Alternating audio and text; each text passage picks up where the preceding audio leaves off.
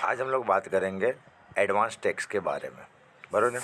तो देख, जो टैक्स पेयर ऐसे है जो सेक्शन नंबर 44 AD या 44 ADA के अंदर आते हैं, ऐसे लोगों के लिए एडवांस टैक्स जो है वो एक साथ 15 मार्च जो है तब उनको पे करना है। सही है। एडवांस टैक्स पे किसको करना है? तो जिसकी टैक्स लायबिलिटी कैसी होगी, 10,000 से ज़्यादा की होगी ना, उसके लिए एडवांस टैक्स पे करना है। लेकिन उसके अंदर भी क्या है, 4 इंस्टॉलमेंट में पे करना है। 15 जून, 15 सितंबर, 15 दिसंबर और 15 मार्च।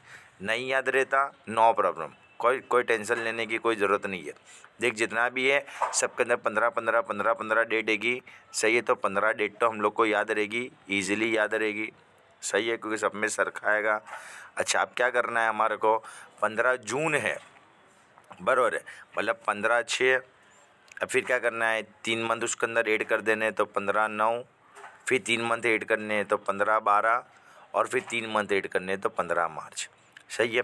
अच्छा, जो टैक्स पेयर ऐसे है जो सेक्शन नंबर 44 AD में नहीं आते, उन्हों को क्या करना है, तो पहले वाले इंस्टॉलमेंट में 15% टैक्स के जमा करने हैं, सेकंड नंबर इंस्टॉलमेंट तक 45%, उसके बाद वाले इंस्टॉलमेंट में 75% और लास्ट वाले इंस्टॉलमेंट तक 100% क्या करने हैं, उन्हों को जमा करने हैं। जबकि जो सेक्शन 44 AD और ADA के अंदर आते हैं, उन्हों को अलग अलग इंस्टॉलमेंट में जमा नहीं करवाना है। उन्हों के लिए कैसे 15 मार्च की डेट दे दी कि वहाँ तक क्या करना है, 100% तक क्या करना है, उन्हों को जमा करवा देना है। सही है। ये ड्यू डेट्स के बारे में था। इजी वाला टॉपिक है, कोई घबराने की ज़रूरत नहीं, एकदम ही आसान टॉपिक हैगा।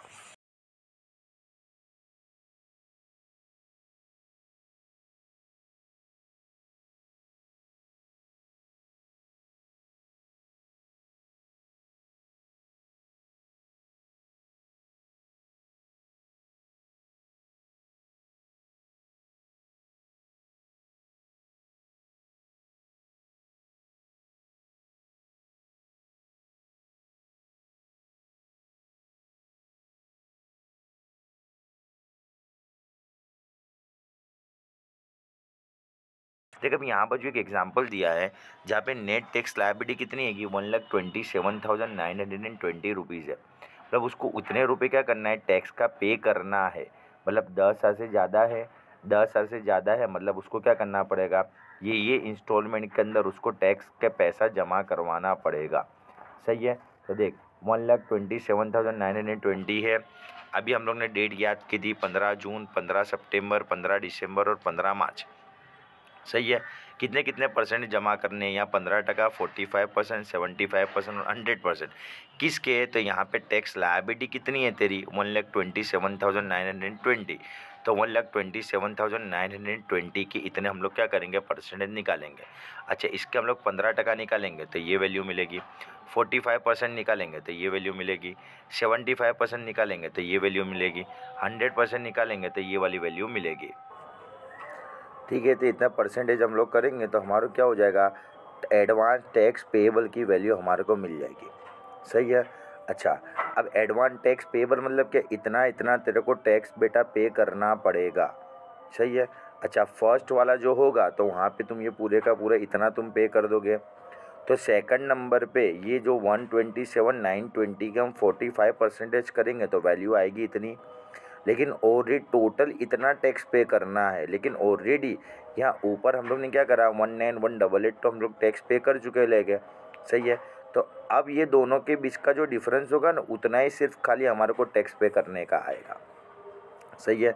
इसी तरीके से थर्ड नंबर पे 127,920 के 75% ने किए तो इतनी वैल्यू तो आई, लेकिन ऑलरेडी हम लोग इसके पहले तक 57,000 समथिंग रुपीज़ हम लोग टैक्स के पे कर चुके हैं। तो उतनी वैल्यू हम लोग माइनस कर देंगे, तो जो रिमेनिंग अमाउंट होगा ना, उतना ही हम लोग को क्या करना पड़ेगा, टैक्स पे करना पड़ेगा। और लास्ट वाले में क्या आएगा, ये 127,920 के 100% करेंगे तो वही वैल्यू आएगी। लेकिन अभी तक हम लोग ने क्या किया, इतने पैसा हम लोग ने पे कर देते हैं, दोनों के बीच का जो भी डिफरेंस आएगा उतने पैसों का हम लोग को क्या करना पड़ेगा, टैक्स पे करना पड़ेगा। सही है। पता चला एडवांस टैक्स जो भी है वो यूनिट नंबर 4 के अंदर तुम्हारे वर्कबुक के अंदर, तो ये शॉर्ट सम तुम्हारा फिनिश हुआ यहाँ पर जो।